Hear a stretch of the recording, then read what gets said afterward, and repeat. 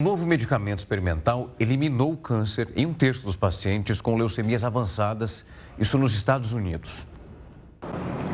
Publicado na revista Nature, o estudo clínico de fase 1 administrou uma pílula chamada Revumenib em 68 pacientes diagnosticados com a doença. A nova droga foi responsável pela remissão completa do câncer em 18 pacientes. Os resultados ainda são preliminares e não sugerem uma cura definitiva. Mas os autores do estudo estão otimistas com o medicamento. Ainda de acordo com os pesquisadores, a droga não funciona para todos. Isso porque eles se concentraram em 2 subtipos genéticos da doença, nos quais uma proteína específica permite o progresso da leucemia. Os 2 subtipos genéticos de leucemia aguda envolvidos nessa pesquisa representam aproximadamente 40% de todos os casos em crianças e adultos. Nos testes, a proteína combinada com o remédio produziu respostas importantes para os 2 tipos de leucemia. Sobre esse avanço nos estudos de medicina, a gente conversa com a doutora Maria Cristina Almeida Macedo, hematologista do Hospital Moriá. Doutora, uma boa noite, obrigado pela participação aqui conosco. Quanto a gente pode ficar esperançoso com essa descoberta? É um caminho a ser seguido e ele pode ser seguido de maneira rápida? Boa noite, obrigada pela oportunidade de falar com vocês. Sem dúvida, é uma novidade importantíssima. Na verdade, segue uma série de avanços medicamentosos que já vem acontecendo há muitos anos. A gente sabe que a causa da leucemia não é única, mas são basicamente as alterações genéticas. A gente tem várias alterações genéticas que podem acontecer na leucemia aguda. Nós estamos falando especificamente da leucemia mieloide aguda, principalmente. A gente já tem drogas que foram criadas há vários anos, até há décadas, que atuam especificamente em alterações genéticas que levaram até a cura.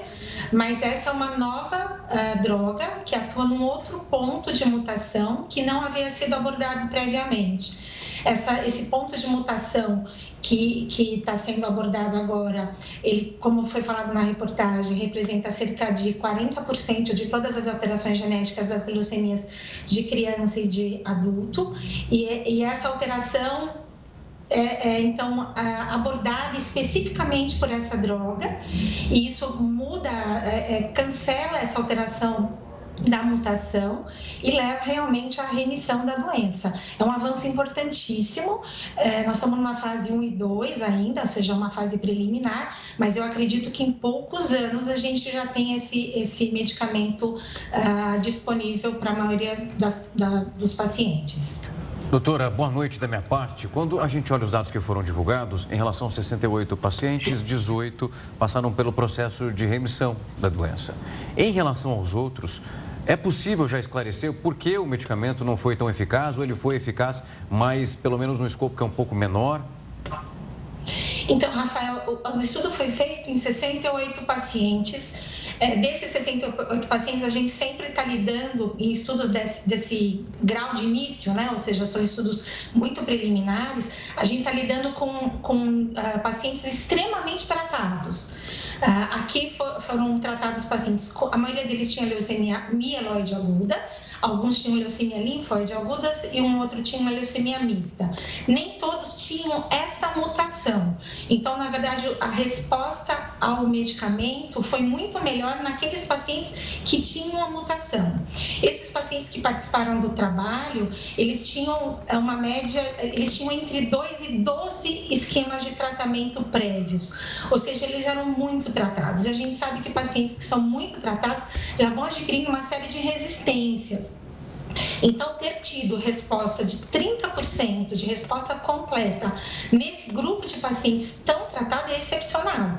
Provavelmente numa população em que menos tratada, né, quando a gente utiliza essa medicação numa fase mais inicial, os resultados deverão ser mais promissores. Doutora, esses resultados foram promissores para o tipo de câncer leucemia. A gente pode imaginar, esse estudo também pode trazer soluções e benefícios para outros tipos de câncer ligados ao sangue, como o mieloma e linfomas? Ou não? O tratamento é completamente diferente ou abre também uma possibilidade de estudo? A princípio, é uma coisa focada mais por tipo de leucemia aguda, veja, nem é leucemia crônica, é leucemia aguda, porque a gente está falando de duas mutações, a mutação especificamente que se chama um rearranjo do KTM2 e uma mutação que se chama NPM, que são mutações muito frequentes no ambiente da leucemia mieloide aguda. Isso também pode acontecer em outros cenários, de outros cânceres, inclusive, mas eles são muito mais importantes e valiosos na leucomogênese, que a gente chama, né? Ou seja, na formação da alteração genética que leva à leucemia mieloide aguda. Então, mieloma múltiplo e linfoma, nesse momento, não são o alvo desse estudo. Doutor, o que chamou a atenção é quando a gente fala desse tipo de tratamento, quando ele é mais direcionado, pelo menos pelo que eu estava acompanhando, por favor, se for algo errado, tenha toda a liberdade para me corrigir, há um ato ali, às vezes, de reverter nesse tratamento direcionado, mas não de cura. É por isso que o que nós estamos noticiando, hoje ele tem um grau de importância tão elevado? Exato. A gente não pode falar em cura, até porque, para falar em cura em leucemia, a gente tem que ter muitos anos, em geral a gente fala em 5 anos. Mas obter a remissão é o primeiro passo para obter a cura. O que é a remissão, né? A remissão é quando a gente não enxerga mais a doença nos exames que a gente faz. Muitas vezes a doença ainda existe num ponto de vista molecular, ou seja, ainda existem células doentes que a gente não enxerga pelos exames, mas a remissão é o primeiro passo para a cura. Então, essa primeira obtenção de remissão é fantástica. E como eu falei, assim, como são pacientes muito tratados, muito provavelmente eles têm outras alterações genéticas também que podem estar interferindo. Quando a gente começa a tratar o paciente numa fase mais inicial com esse tipo de alteração e não tão tratado, muito provavelmente a causa principal da leucemia, que são essas mutações, sendo tratadas inicialmente, seriam já uma maneira impressionante de se conseguir controlar esse tipo de leucemia. E, doutora, quais são os próximos passos desse estudo? Você mencionou, né, os pacientes tratáveis, os pacientes que ainda não foram tratados, que tem essa diferenciação. Esse é o próximo passo, então? E quando a gente fala em tempo, o que a gente poderia imaginar para esses próximos passos e, quem sabe, esse tratamento ser destinado a toda a população e ser um tratamento utilizado? Esse estudo foi feito com 68 pacientes e foi feito num período entre novembro de 2019 a março de 2022. Ou seja, esse experimento foi feito nesse grupo de pacientes pequeno há pouco tempo, né? Há muito pouco tempo. Nós estamos faz um ano que esse estudo foi feito nesses pacientes. E muito interessante é que a resposta que os pacientes tiveram ao tratamento, a maioria deles teve uma resposta rápida. Com um mês e meio, mais ou menos, de tratamento, o paciente já mostrava, muitas vezes, sinais de desaparecimento da leucemia. Então, veja, agora, um ano depois foi analisado, foi publicado esse resultado. Certamente, agora está se recrutando pacientes com uma fase de leucemia um pouco mais, menos avançada, digamos assim, né?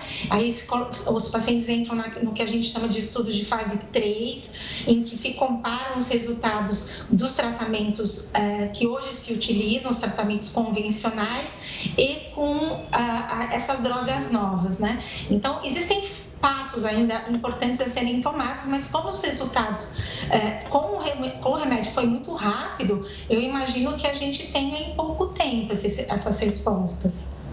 Doutora, quando a gente olha para tudo que foi apresentado, os números, como a senhora descreveu muito bem, eles são incríveis e o que foi alcançado até agora também. Em relação aos efeitos colaterais, houve algo fora do normal, do que foi divulgado, algo que podemos chamar de exceção para esse medicamento e a forma que ele foi conduzido nos pacientes? Então, aparentemente, pelo que o estudo mostra, houveram os efeitos colaterais que são mais ou menos comuns a todos os remédios que a gente utiliza, que basicamente é a queda do número de plaquetas, febre, uma coisa que se chama a síndrome de diferenciação da leucemia, ou seja, porque as células leucêmicas são células jovens da medula que param de se multiplicar, param de se diferenciar diferenciar. Ou seja, elas não ficam maduras, elas param em um determinado estágio e nesse estágio em que ela não funciona direito, ela se prolifera muito. Quando a gente dá essa droga, isso parece reverter o bloqueio que a célula tem e a célula passa a se diferenciar, a amadurecer. Isso pode gerar o que eles chamam de síndrome de diferenciação celular, que é uma coisa que a gente também assiste com outros medicamentos que a gente utiliza, por exemplo, para um tipo específico de leucemia aguda, que é a LMA, leucemia mieloide aguda do tipo M3. Para essa leucemia M3, a gente também usa um tratamento muito específico, com uma droga muito específica que age num ponto específico também da alteração molecular e que reverte essa leucemia. Ela mudou completamente o curso, o tratamento e o prognóstico desses pacientes. Nessa droga aqui, acho que o efeito colateral mais grave foi uma alteração de eletrocardiograma, em que há um certo, como se fosse um certo bloqueio como eu posso falar, na cascata dos batimentos cardíacos, mas foram alterações que foram observadas só no eletrocardiograma e que nem se manifestaram clinicamente de maneira importante. Então, os efeitos colaterais foram muito bons, muito bem tolerados. Tá certo, doutora, obrigado pela participação aqui para falar sobre algo promissor e que a gente torce sempre para a ciência. Um forte abraço e até a próxima. Boa noite, doutora. Muito obrigada.